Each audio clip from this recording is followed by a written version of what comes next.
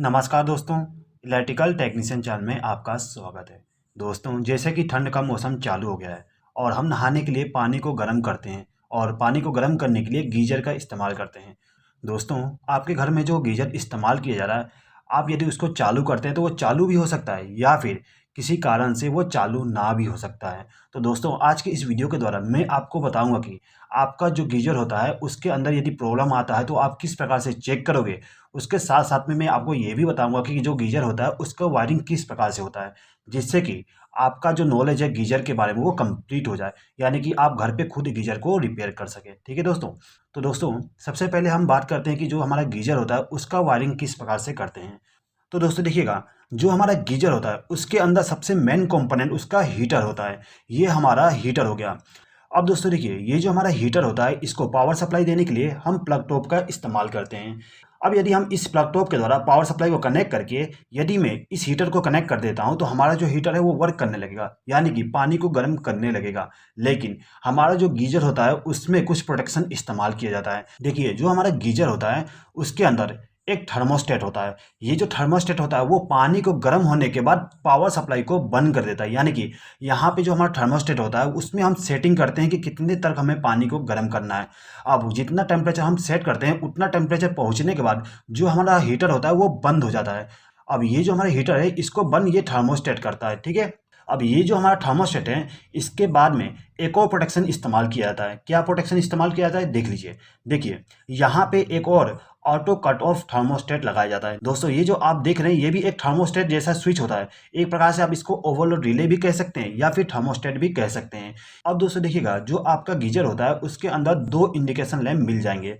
एक indication lamp green colour का होता है जो कि ऑन इंडिकेशन लैंप होता है, और दूसरा इंडिकेशन लैंप हमारा रेड कलर का होता है जो कि हमारा जो हीटर है वो ऑफ है उसका इंडिकेशन दिखाता है। ये जो हमारा हीटर है इसको पावर सप्लाई देने के लिए इस प्लग टॉप का इस्तेमाल किया जाता है। अब ये जो हमारा प्लग टॉप है इसका जो दाहिना पिन है, इस दाहिने पिन से एक वायर को कनेक्ट करके इसको ले जाके जो हमारा कट ऑफ स्विच है उसके एक टर्मिनल पे कनेक्ट कर दिया जाता है। यहाँ पे कनेक्शन कर दिया गया है। अब यहाँ से हमें आउटपुट पावर सप्लाई मिलेगा, तो यहाँ से एक वायर को कनेक्ट करके हमारा जो थर्मोस्टेट है उसके एक टर्मिनल पे कनेक्ट कर देंगे, यानी कि इनकमिंग साइड पावर सप्लाई को कनेक्ट कर देंगे। अब ये जो हमारा थर्मोस्टेट है इसके इस टर्मिनल से हम एक वायर को कनेक्ट करके ले जाएंगे और जो हमारा हीटर है उसके एक टर्मिनल पे कनेक्ट कर देंगे। दोस्तों, एक चीज़ हमेशा याद रखिएगा, ये जो दोनों स्विच हैं इन दोनों स्विच को सीरीज में कनेक्ट किया जाता है। अब यहाँ पे जो हमारा हीटर था उसको फेज सप्लाई मिल गया। अब इस हीटर को न्यूट्रल सप्लाई देने के लिए हम क्या करते हैं, ये जो हमारा प्लग टॉप का लेफ्ट हैंड साइड वाली जो पिन है इस पिन से एक वायर को कनेक्ट करेंगे और इसको ले जाके हमारा जो हीटर है उसके दूसरे टर्मिनल पे कनेक्ट कर देंगे, जिससे कि हमारा जो हीटर है उसको फेज सप्लाई और न्यूट्रल सप्लाई दोनों के दोनों मिल जाएंगे। अब आते हैं हम इंडिकेशन लैंप पे। ये जो हमारा ऑफ इंडिकेशन लैंप है इसका कनेक्शन करने के लिए हम क्या करते हैं, ये जो हमारा कट ऑफ स्विच है इसके आउटपुट टर्मिनल से, यानी कि यहाँ से एक वायर को कनेक्ट करके हमारा जो इंडिकेशन लैंप है उसको फेज सप्लाई दे देते हैं। अब इसको न्यूट्रल सप्लाई देने के लिए यहाँ से एक वायर को लूप करके इसको न्यूट्रल सप्लाई दे दिया जाता है। अब ये जो हमारा ऑन इंडिकेशन लैंप है इसको पावर सप्लाई देने के लिए हम क्या करते हैं, ये जो हमारा थर्मोस्टेट है इसके आउटपुट टर्मिनल से जो वायर गई है वहाँ से एक वायर को लूप करके हमारा जो ऑन इंडिकेशन लैंप है उसको पावर सप्लाई दे दिया जाता है।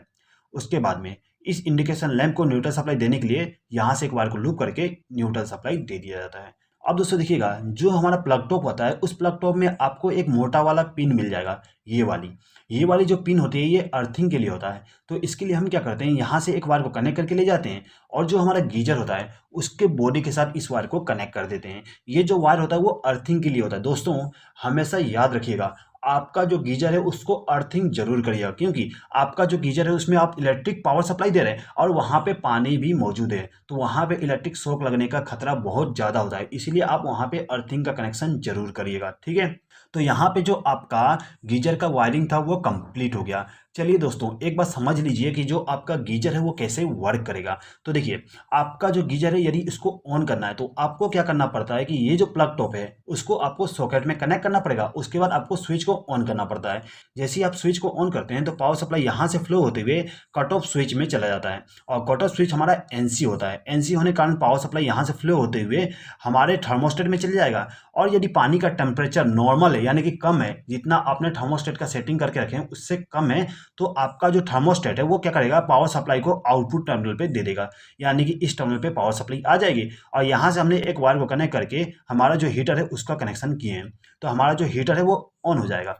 अब जैसे ही पानी गर्म हो जाता है तो ये जो थर्मोस्टेट होता है वो क्या करता है, पावर सप्लाई को ब्रेक कर देगा। कैसे ब्रेक करेगा, यहाँ पे जो हमारा थर्मोस्टेट है इसके अंदर एक बायोमेट्रिक स्ट्रिप लगा होता है, वो क्या करता है, टेम्परेचर को सेंस करता है और टेम्परेचर को सेंस करने के बाद ऑपरेट हो जाता है और ऑपरेट होने के बाद क्या करेगा, ये जो पावर सप्लाई यहाँ से यहाँ जा रही थी उसको ब्रेक कर देगा, यानी कि पावर सप्लाई जो यहाँ पे थी वो यहाँ पे नहीं पहुंच पाएगा, जिसके कारण से इस हीटर को फेज सप्लाई नहीं मिलेगा और हमारा जो हीटर है वो ऑफ हो जाएगी। अब जैसे ही आपका जो पानी का टेम्परेचर है दोबारा कम हो जाता है तो आपका जो हीटर है दोबारा ऑन हो जाएगी। अब दोस्तों देखिएगा, यहाँ पे हमारा जो इंडिकेशन लैंप है उसका भी कनेक्शन इसके आउटपुट टर्मिनल से किया गया है, यानी कि आपका जो हीटर है वो यदि ऑन रहता है तो आपका ये वाला इंडिकेशन भी ऑन रहेगा और यदि आपका जो हीटर है वो ऑफ रहता है तो ये इंडिकेशन लैंप भी ऑफ रहेगा। ठीक है, अब यदि किसी कारण से हमारा जो थर्मोस्टेट है वो काम नहीं करता तो उस कंडीशन में हमारा जो कट ऑफ स्विच है वो ऑपरेट हो जाएगा।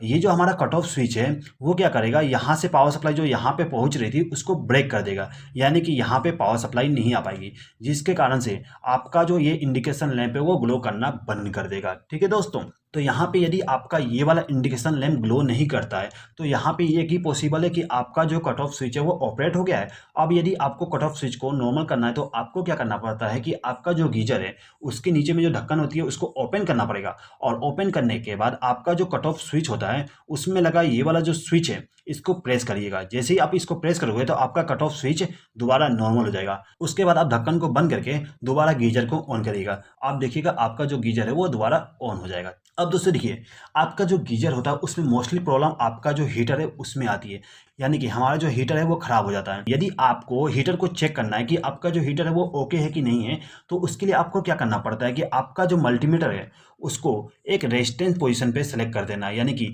आपका जो रोटेटिंग नॉब होता है उसको रेजिस्टेंस पे सेलेक्ट कर लेंगे। उसके बाद में आपका जो वायर है यानी कि प्रोब है मल्टीमीटर का, उनको दोनों टर्मिनल पे कनेक्ट करना है हीटर के। इन दोनों प्रोब पे कनेक्ट करने के बाद आप यहाँ पे रेजिस्टेंस देखेंगे तो आपका जो रेजिस्टेंस है वो 1000 ओम 2000 ओम इस प्रकार से आएगा। ठीक है, अब यदि आपका रेजिस्टेंस कुछ वैल्यू शो कर रहा है यानी कि 1000 2000 3000 ओम शो कर रहा है तो आपका जो हीटर है वो ओके है। अब यदि आपका जो मल्टीमीटर है वो यदि ओएल शो कर रहा है यानी कि यहाँ पे रेजिस्टेंस को शो नहीं कर रहा है तो उसका मतलब ये है कि आपका जो हीटर है वो ओपन हो गया है, यानी कि खराब हो गया है। उस कंडीशन में आपका जो हीटर है उसको चेंज करना पड़ेगा। ठीक है, उसके बाद में आपका जो थर्मोस्टेट है यदि वो काम नहीं कर रहा है और आपको चेक करना है कि थर्मोस्टेट काम कर रहा है कि नहीं कर रहा है तो उसके लिए आपको क्या करना पड़ेगा, आप यहाँ पे मल्टीमीटर का इस्तेमाल करके कंटिन्यूटी कर सकते हैं। अब यदि आपके घर में मल्टीमीटर नहीं है तो आपको मैं एक देसी जुगाड़ बता देता हूँ कि चेक किस प्रकार से करोगे। आप क्या करिए, आपके घर में जो सॉकेट होता है उस सॉकेट से एक वायर को कनेक्ट करिए और उसको ले आके आपका जो थर्मोस्टेट होता है उसके एक टर्मिनल पे कनेक्ट कर दीजिएगा।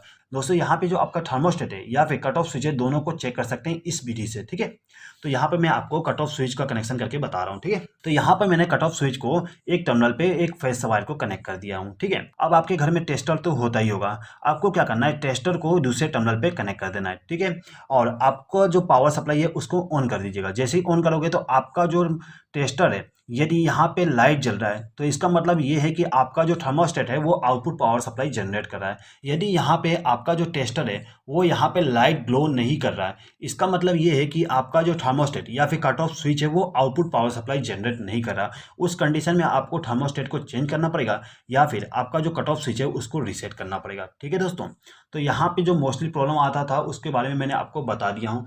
आप इस प्रकार से आपके घर का गीजर का वायरिंग भी कर सकते हैं और उसको चेक भी कर सकते हैं।